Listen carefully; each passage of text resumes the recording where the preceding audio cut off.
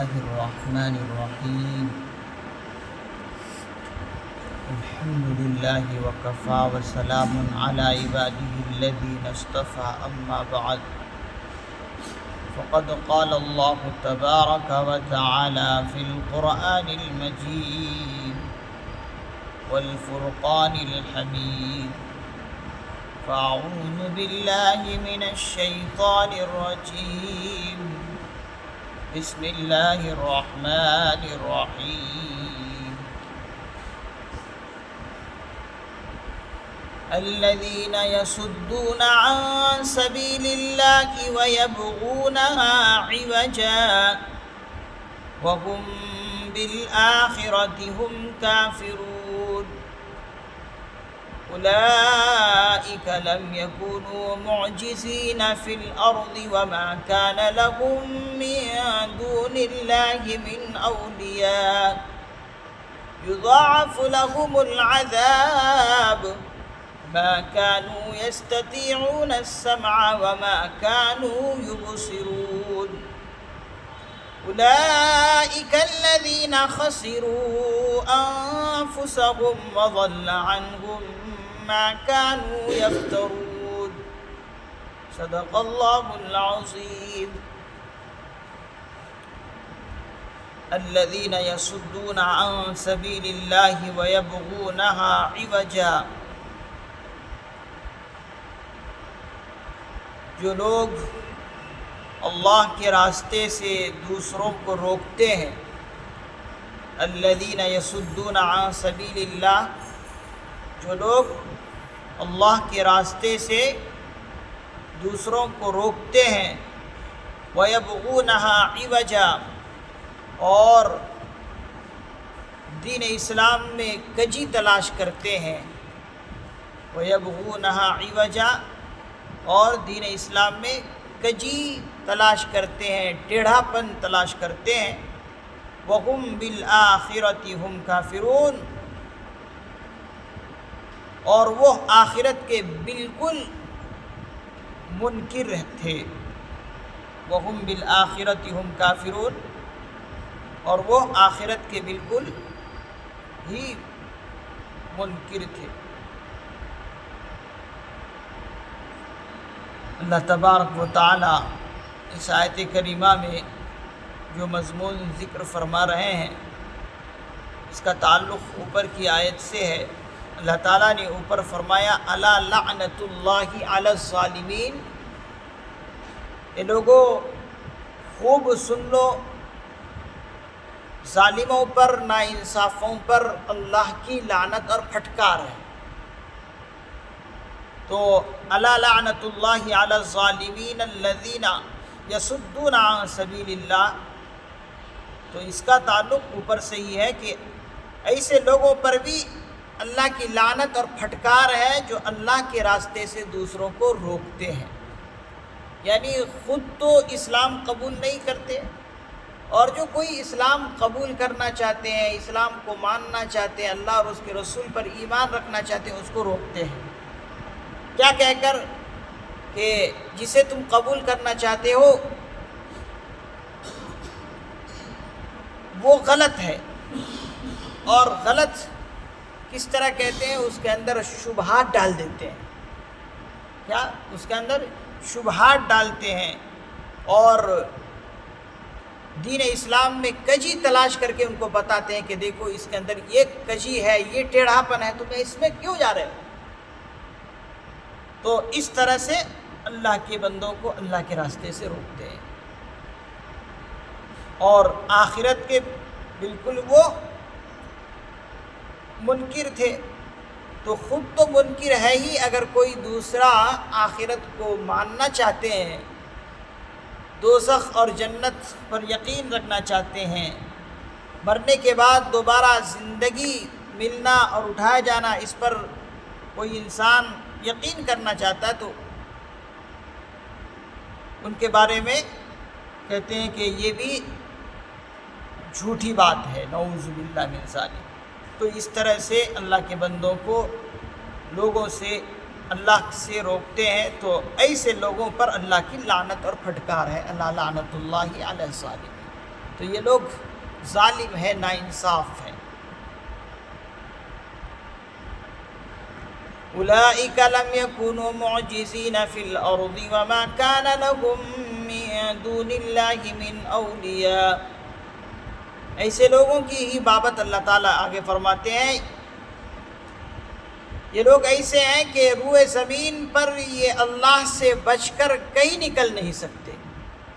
لم یکونوا معجزین، اللہ کو عاجز نہیں کر سکتے، مطلب یعنی روئے زمین پر یہ لوگ اللہ سے بچ کر کہیں نکل نہیں سکتے کہ یہ کہیں بچ جائیں ایسا کر کے، نہیں، اللہ کی پکڑ میں ضرور آئیں گے۔ وما کان لهم من دون اللہ من اولیاء، اور ان کو بچانے کے لیے اللہ کے سوا کوئی یار و مددگار بھی میسر نہیں آ سکتے۔ یہ جو یہ کہہ کر لوگوں کو روکے ہیں، دین اسلام کے اندر کجی اور ٹیڑھاپن بتائے ہیں، لوگوں میں شبہات ڈالے ہیں، یہ کہیں بھی بچ نہیں سکتے۔ ان کے معبودان بھی انہیں بچا نہیں سکتے، جن کی یہ پرستش دنیا میں کرتے رہے ہیں یہ بھی ان کو بچا نہیں سکتے، کوئی ان کو مدد کرنے کے لیے آگے نہیں آئیں گے۔ اور یہ کام ایک یہ ہے کہ خود کرتا، یعنی خود دین اسلام کو مانتا نہیں، یہ ایک الگ چیز ہے، لیکن انہوں نے ایسے لوگوں کو بھی روکا جو ماننا چاہتے تھے، تو اس طرح سے انہوں نے ڈبل گناہ کیا ہے۔ آگے اللہ تعالیٰ اسی کو فرما رہا ہے، یضاعف لهم العذاب، ان کے لیے دوگنا عذاب ملے گا۔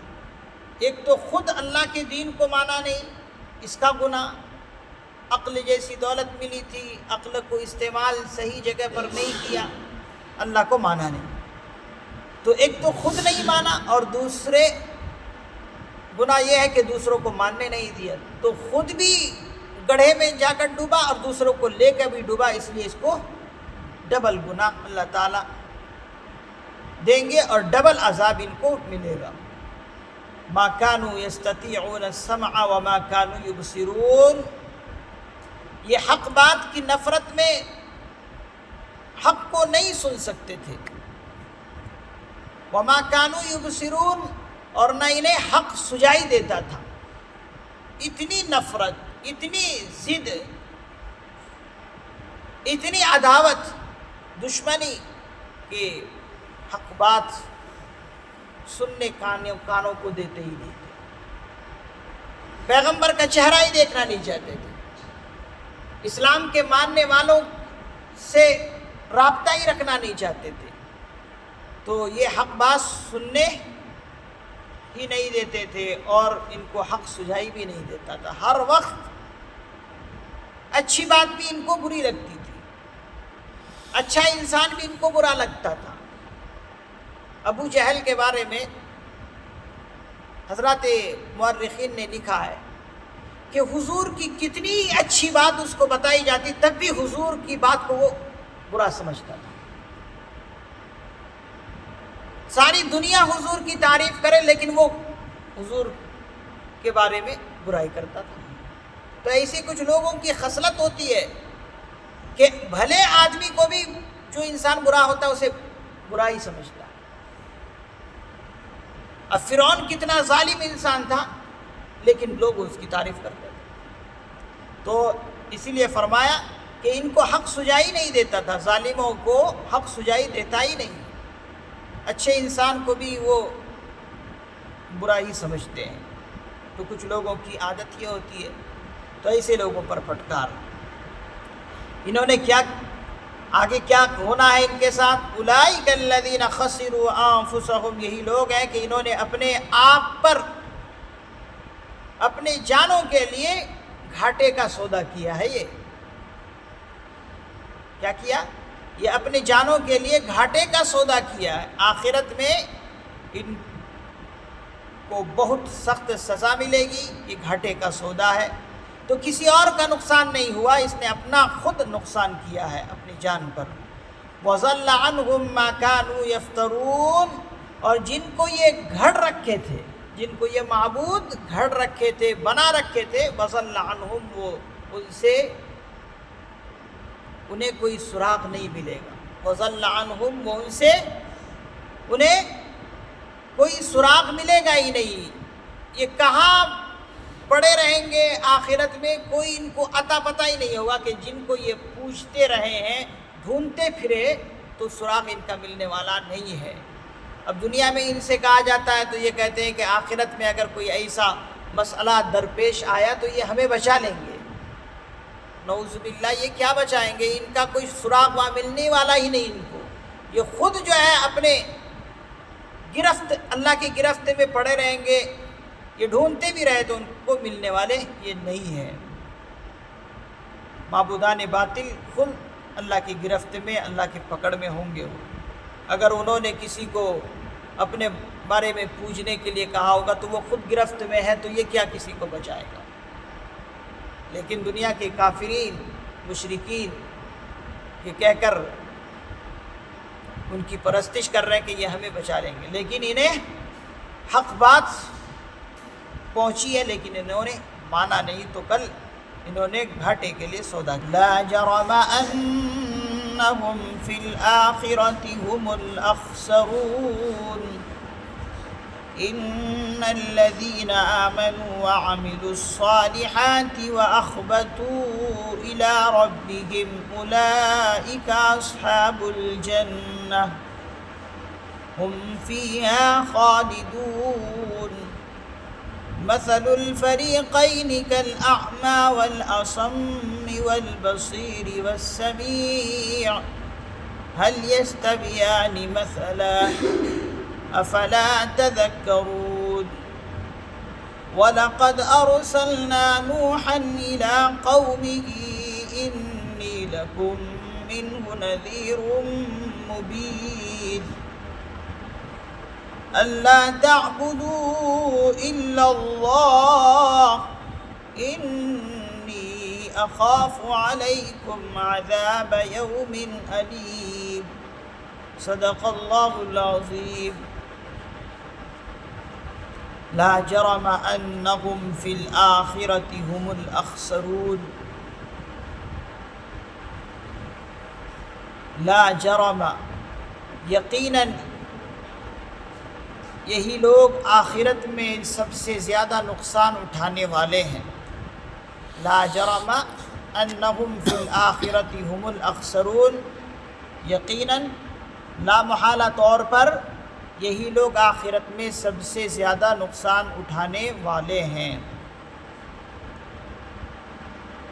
اس آیت کا ربط اوپر کی آیات سے ہے۔ اوپر کی آیات میں اللہ تعالیٰ نے ارشاد فرمایا اولئک الذین خسروا انفسهم وضل عنہم ما کانوا یفترون، کہ جو لوگ اللہ کے علاوہ کسی اور کو معبود بناتے ہیں، کسی اور کی پرستش کرتے ہیں، عبادت کرتے ہیں، اوپر اللہ نے اوپر بتایا کہ ان کو دوگنا عذاب ملے گا، کہ ایک تو خود اللہ کو نہیں مانتے اور پھر اس کے بعد دوسرے لوگوں کو بھی دین اسلام میں شکوک و شبہات ڈالتے ہیں اور اعتراضات کر کے اسلام سے پھیرنے کی کوشش کرتے ہیں، تو انہی کے لیے فرمایا لا جرم انہم، لا محالہ یہی لوگ ہیں جو آخرت میں بہت زیادہ نقصان اٹھانے والے ہیں، کیونکہ خود بھی نہیں مانتے اور دوسروں کو بھی ماننے نہیں دیتے، دوسروں کو ورغلاتے ہیں، شکوک و شبہات ان کے دین میں ڈالتے ہیں اور ان سے دین اسلام سے بیزار کراتے ہیں۔ اس لیے ایسے لوگوں کا انجام بہت برا ہونے والا ہے۔ تو اب تک اللہ تعالیٰ نے ایسے لوگوں کا انجام بتلایا جن کا انجام بہت ہی دردناک ہونے والا ہے، بہت زیادہ خراب ہونے والا ہے۔ اب اللہ تعالیٰ نیک انجام لوگوں کے بارے میں بتلاتے جن کا انجام اچھا ہونے والا ہے۔ ان الذین آمنوا وعملوا الصالحات، بے شک جو لوگ ایمان لے آئے، وعملوا الصالحات اور نیک اعمال کیے، وَأَخْبَتُوا إِلَىٰ رَبِّهِمْ اور وہ اپنے رب کی طرف عاجزی کے ساتھ جھکتے رہے، وَأَخْبَتُوا إِلَىٰ رَبِّهِمْ اور اپنے رب کی طرف عاجزی سے جھک کر مطمئن ہو گئے، جو اپنے رب کی طرف جھک کر مطمئن ہو گئے عاجزی کے ساتھ، اولئک اصحاب الجنہ یہی لوگ جنت کے بسنے والے ہیں، اولئک اصحاب الجنہ یہی لوگ جنتی والے ہیں، مطلب جنت میں بسنے والے ہیں، ہم فیہا خالدون جس میں وہ ہمیشہ ہمیش رہیں گے۔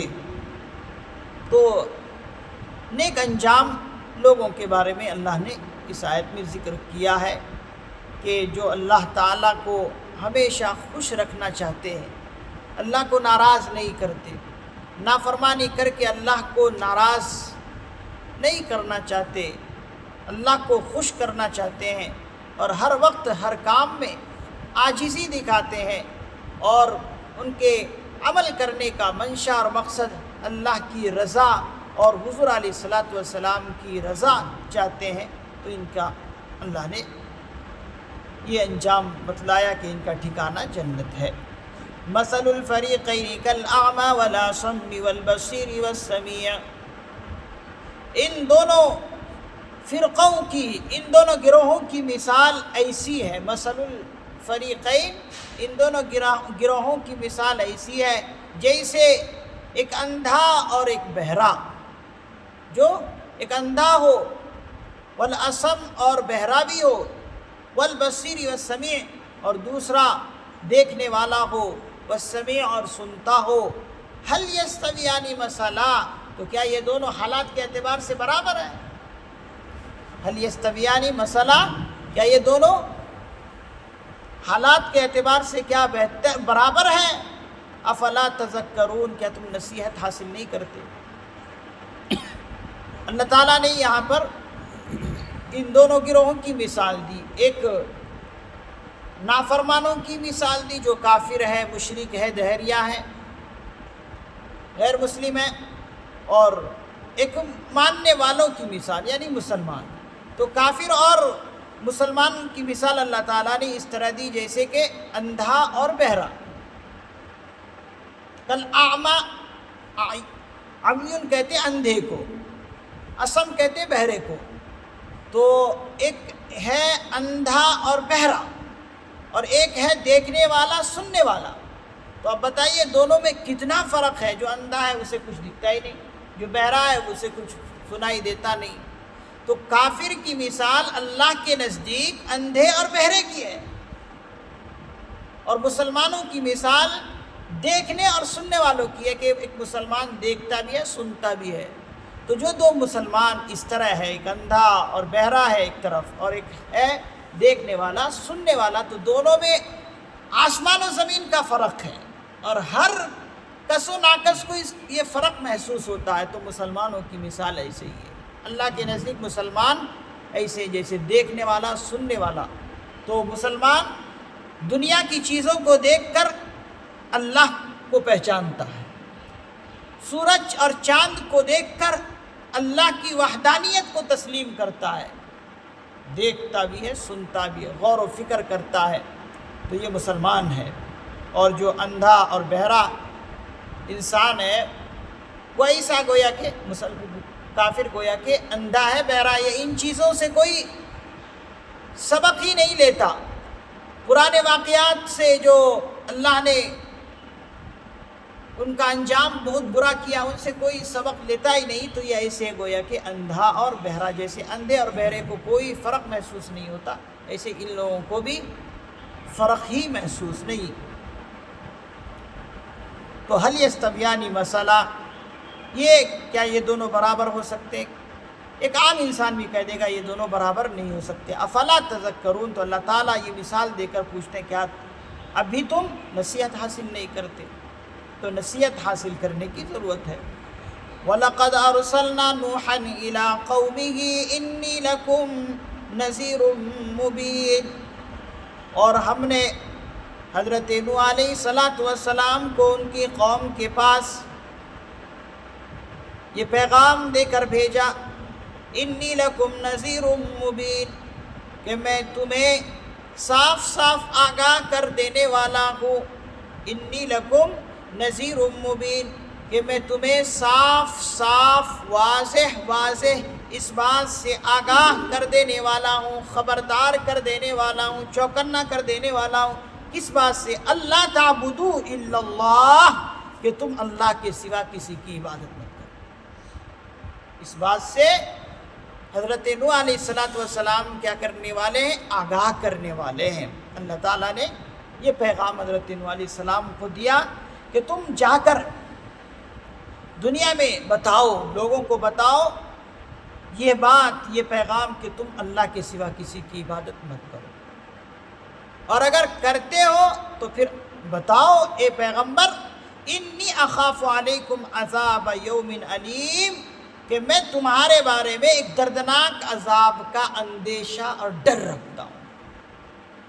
اگر تم اللہ کو چھوڑ کر کسی اور کی پوجا پاٹ کرنے لگے، کسی اور کی عبادت اور پرستش کرنے لگے، تو پھر سنو، میں نبوت کی آنکھوں سے تمہارے لیے دردناک عذاب کا اندیشہ اور ڈر رکھتا ہوں۔ وہ دردناک عذاب کیا ہے؟ وہ قیامت کے دن کا ہولناک عذاب، یا پھر طوفان نوح کی میں تمہیں خبر دے رہا ہوں۔ حضرت نوح علیہ السلام کی قوم پر طوفان نوح کا زبردست عذاب آیا، اس عذاب کی طرف حضرت نوح علیہ السلام ان کو کیا کر رہے ہیں؟ خبردار کر رہے ہیں، ان کو آگاہ کر رہے ہیں کہ ایسا عذاب تم پر آنے والا ہے۔ تو حضرت نوح علیہ السلام کی قوم پر جو عذاب نوح آیا، اس کی طرف متعارف قرار ہے حضرت نوح علیہ السلام۔ اللہ تعالیٰ سے دعا ہے کہ اللہ تعالیٰ ہم سبوں کو حق اور ناحق کو پہچاننے کی توفیق عطا فرمائے۔